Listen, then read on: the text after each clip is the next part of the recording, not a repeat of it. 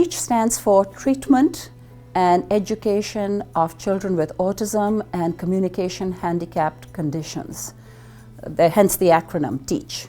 This is a very structured program and has been very helpful for children with the autism spectrum.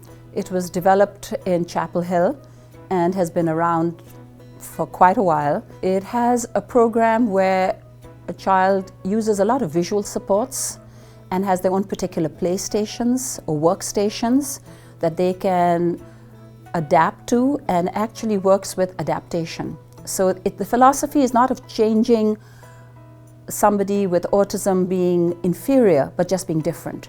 So it works with a different way of teaching them because they learn differently.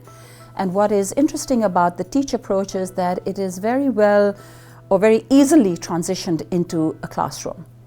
So whether you do a separate station or you do a combined area, you have things labeled, you have visual supports, you have boxes, you have every step defined.